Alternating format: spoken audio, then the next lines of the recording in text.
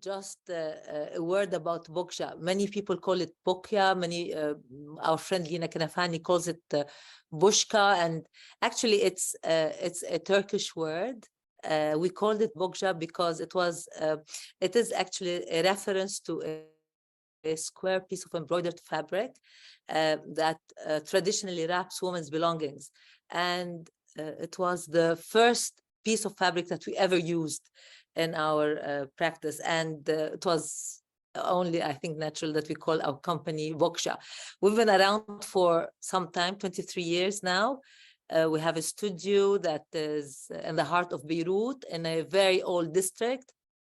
It's a part of Beirut where they sell secondhand furniture, where there's an antique market, and we're very well situated there. It's a studio that houses some designers, many artisans, and what we do is, like Philip said, we try to craft narratives using the embroidery and the textiles that we collected over the years, year after year, war after war, but we're still here and we're still going strong. And we hope that by doing that, we sort of preserve this craft and we redefine it to give it this contemporary voice that we use in many of the interventions that we participate in.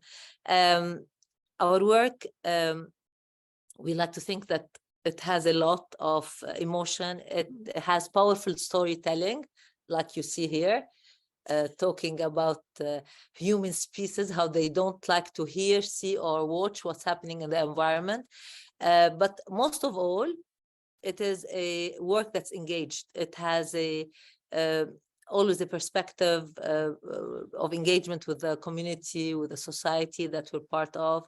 And for that, we like to think that we're not only producing something, it's much more than that. It's like capturing a moment, maybe leaving a mark in time. And Maria will talk to you now about this sofa that Lee so graciously acquired, that she was among the first people to believe in us.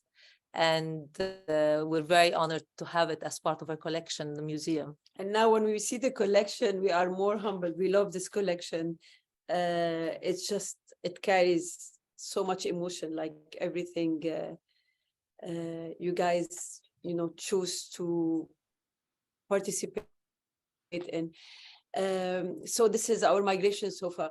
We presented this 10 years ago at Rossana Orlandi in Milano. We wanted to talk about migration, which was the new reality of the world.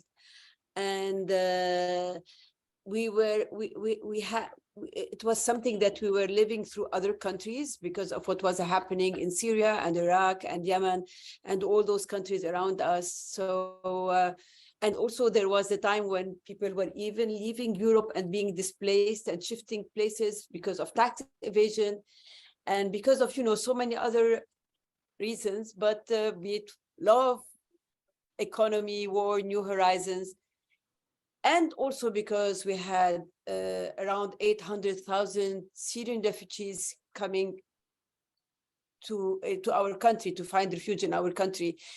And we were sharing the little oxygen we had with us, but with them. But there is no other way to do that but opening your arms to this. People come in distress, and that's what you do. And they were taking the boats. They were drowning in the sea, and it was something that got us very emotional.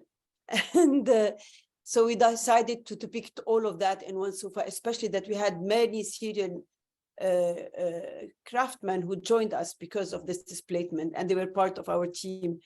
And so in this sofa, we tried to create the home that one would carry with him when they go to another place, what they choose to take, the bundle of memories, and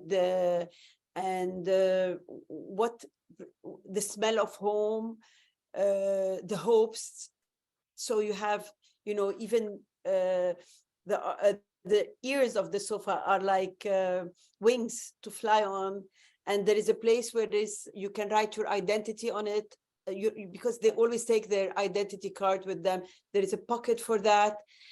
And honestly, little did we know back then that it will be 10 years later our own reality, because as you well know, we had suffered one of the biggest blasts in human history and one of the biggest economical meltdown.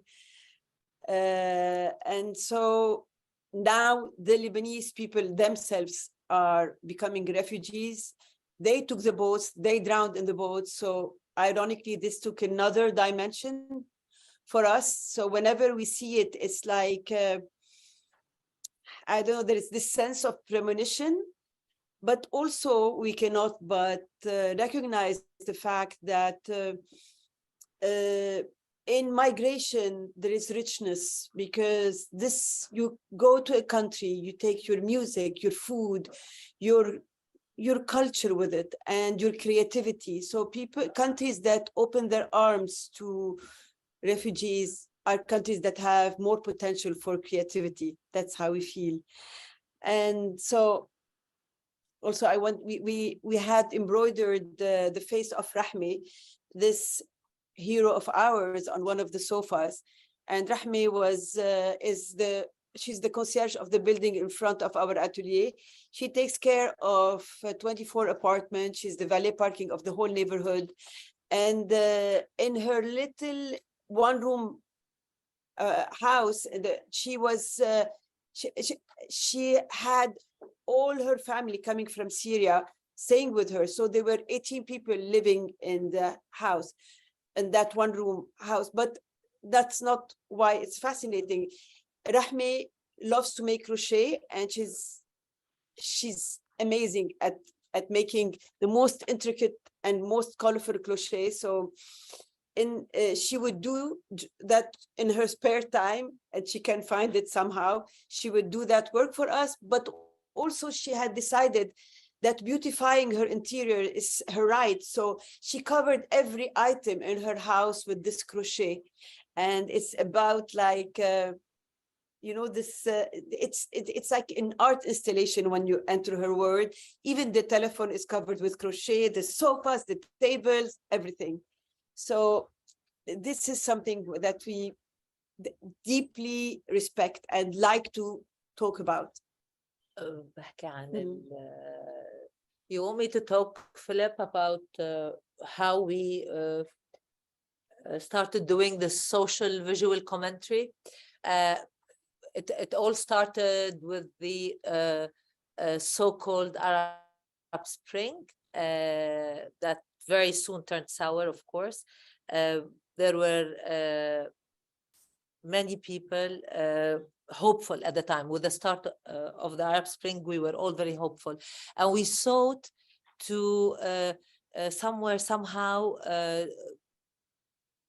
register this seeking embroidery as our tools. And we sought the help of women collectives, asked their help in doing embroidery. We outsourced their embroidery. They helped us to document at that very beginning the hope that we all felt through visual commentary. Soon after, there was an advent of labor from neighboring countries migrating, like Maria was saying. They came from Syria, they came from Iraq, they came from Egypt, all coming with their craftsmanship, with their beautiful big machines that are 100 years old, that working on them, the work approximates actually hand embroidery because they operated with their bodies. They came looking for work, and of course, we were so impressed with their techniques, with what they would offer on the table. We employed them, and our studio by 2012 became a laboratory. We learned with them those techniques. After a long, tedious process, we were able to use what they offered to disrupt more the tradition and create this interesting visual work that we do. So the embroidery on this layering of textile gave a new unexpected visual work that enabled us to do all those installations that you will see here. See, you know, you were talking about I exit want to, strategy. yeah, I want to talk about first. You see here, this is the face of Muhammad. Muhammad is from Kurdistan. He embroidered himself on this wall hanging. He came to us and he added this his amazing sense of color that and his anger. So he is here depicting himself proudly. He left us, I think he found his exit strategy somewhere in Europe. And when we did actually this job, this work, we had this wallpaper called exit strategy, because we feel that each one of us has, from our part of the world, each person has his own exit strategy that is essential when you live in precarious countries. And that's why we decided that with every Bokja piece that leaves our atelier, there is a pocket in the back with a little passport that is the copy of our Lebanese passport. It tells about your identity, the year it was born, your description of the piece, but also there are many pages for visas. And so in our mind, if one day the door closes on us, which is always possible with our Lebanese passport, our pieces will go and be our ambassadors and explore the world and tell our story. You see, here we talked about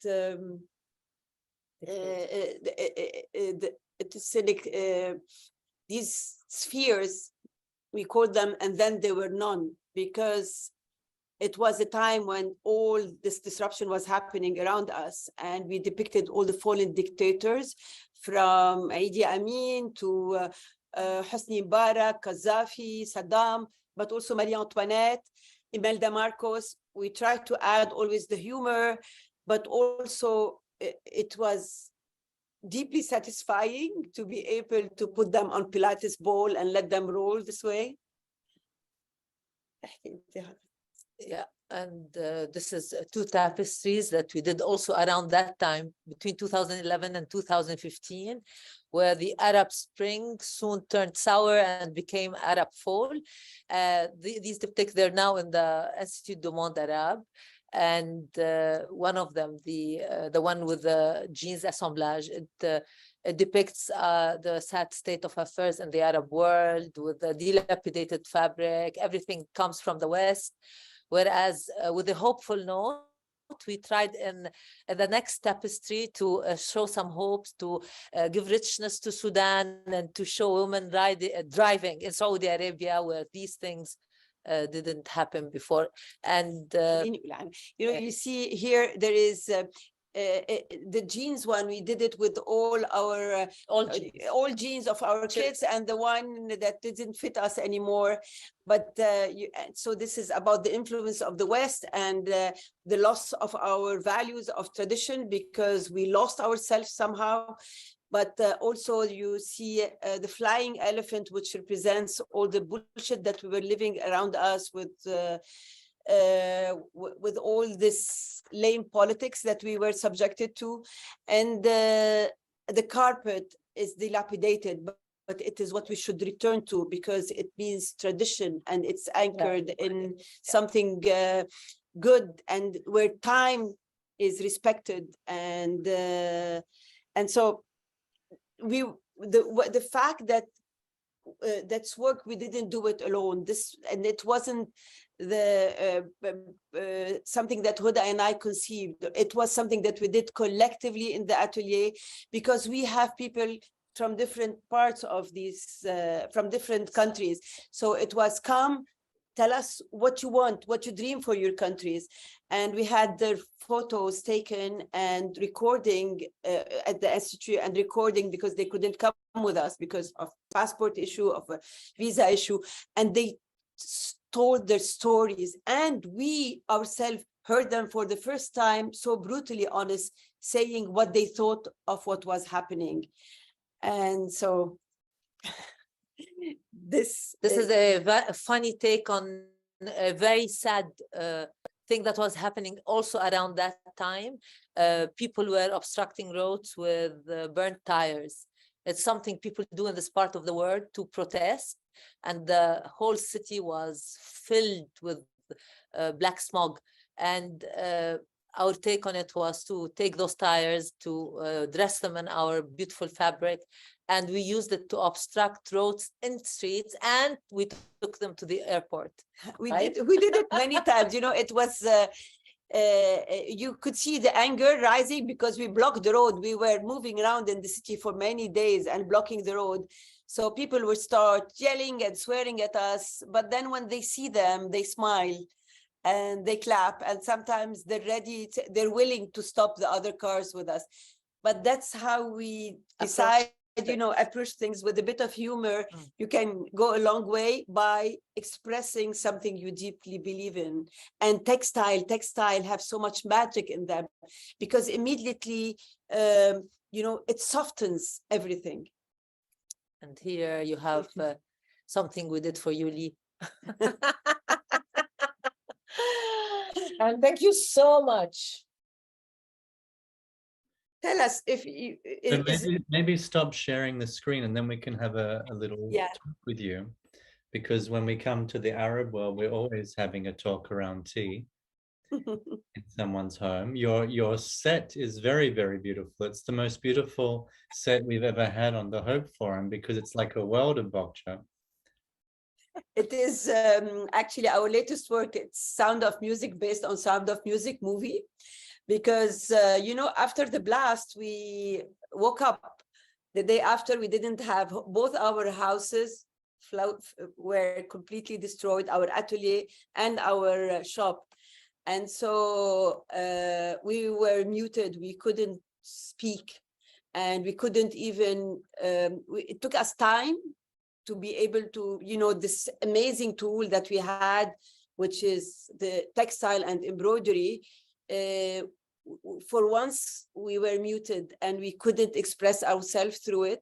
So we had it, we had a collection called Silence, and it was all about the arches of Lebanon, traditional houses, and it was very somber, unlike Bokja. But after that, we came back to our nature première, and so we spoke about the rolling hills and Sound of Music, and the hills were alive again. When Lee was asking if we're positive, I mean, yeah, we cannot but be hopeful. The state of things here are so dire that to keep going, you have to believe. And going into the atelier in the morning, we just leave all our anxieties at the door, and we go in and we play and we embroider flowers and mountains. You know, you listen to the music, and then suddenly you're in the music, you're in the mood, and you forget the fact that there is no electricity, that there is no banks. I think we're complaining a lot. We should stop complaining. Okay, now we want to be those cool designers that are in a museum. Yeah. Lee, you're on mute. I think it's very important that we share, you know, your pain, because not only your country, but at this point, almost everybody is in pain, more or less, you know, dire. And your blast, you know, is also a blast in the world, I think. So you are also an example of how to weather such storms, you know, how to bring pain into hope and to continue, because I think that's one of the big questions we have now. You know, how do we bridge this period, and how do we make it positive, and how do we change the world? Like Hela was saying a few minutes ago, the hope is always in the new generation. You'd be amazed to see also what we have here in this country.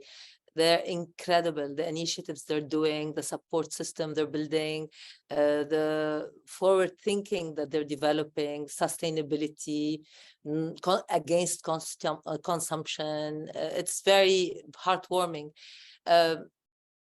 Actually, we have passed through several setbacks, Lee, in this country, and somehow we always find a way to stand up and move again.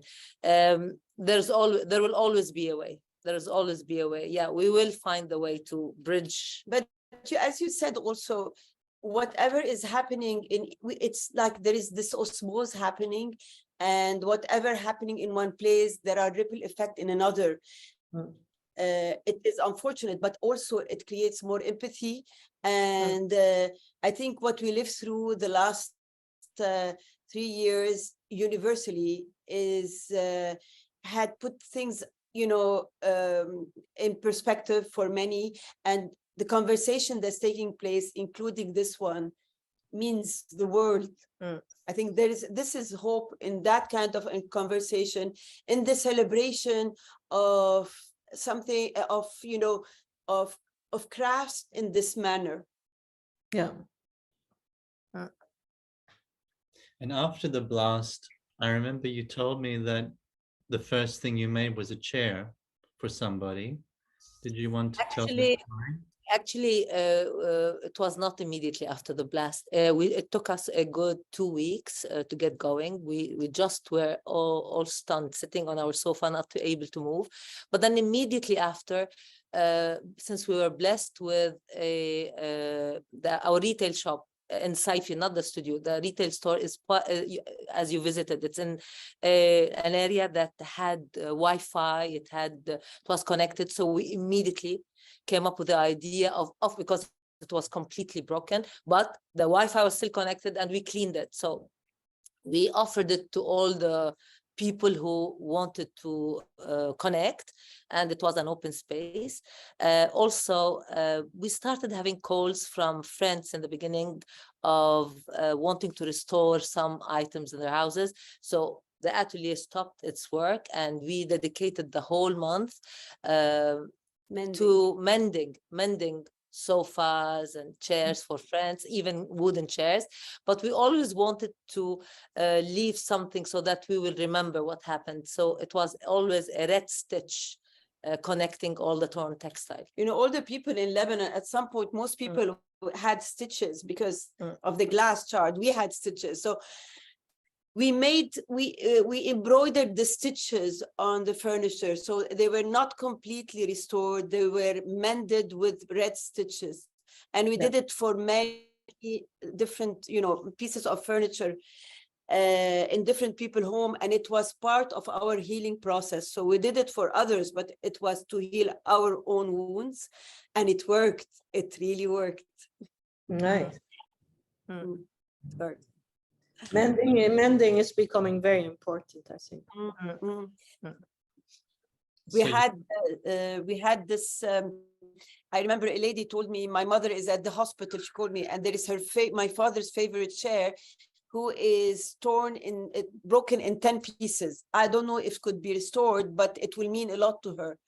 And so we didn't only do it. You know, all the artisans in the area where we work, they would have each different skill, and everybody wanted to be part of this chair. So we would think together how it can work, and, you know, each adding a little idea, and actually we brought it back to life. Fantastic. That's the magic of Bokja. So since then you've been, you know, even though you're in the middle of this mess, even though you have all these challenges, you're also, you know, selling products in different parts of the world and keeping the message going. You have now a fashion collection. You also do lots of cushions, which are shipped all over the planet. Wearable. We don't call them fashion. They're wearable. We don't do fashion. We follow only steps. We are in slow fashion. And they're wearables. Yeah. So how did you start working on that? Because this is a slightly different process. You know, it's not necessarily all made in your atelier. You have to work with fabric suppliers. But actually it's a continuation of what we do, Philip, because this rich vocabulary that we came by in the atelier, it enabled us to take it further. We started printing it on fabric, and we're trying to use as much as possible organic fabric. And the result was really stunning. It started 5 years ago as an exercise, a collaboration with a friend of ours, and we were left with the remnant of the printed piece, and we made it into a dress, and it was we loved the result, and we didn't stop since then. We do it now on velvet, on silk, on cotton, on So linen. even this tapestry is also became wearable. So you have this image depicted on silk and on organic cotton. The idea is that it becomes a vehicle to tell the story. So people can just acquire it because they love the color, because it's happy, because the motifs are so unique. But also, if they ask the question, they will understand what we want to talk about. Like our summer collection that we presented in Paris a couple of weeks ago, called How Fragile We Are, because we wanted to talk about our own fragility, about the fragility of things, about the fragility that is, you know, happening in nature, in the nature of the humans. So it was interesting to see how people want to listen, and they ask, and they will just, it will make them more related. It would become more relatable, and some people will just think, oh, it's pink, it's cool, and they would, and we're fine with both. And that's like our it's just, as long as it's going, and you know, if I'm walking in the street and see somebody wearing a Bokja piece, it just, whoa, it's good. It's a good feeling. Well, on that note, I think we should maybe end the conversation, but thank you so much for being here with us. I know that you were traveling, so it's nice that you could get together for us, so we really appreciate it. And anyone that's interested in your wearables or the other pieces can, of course, find them on your website or in a few stores around the world. Thank you, Philip. Thank you. Beautiful, beautiful girls. All this hair. Are they coming?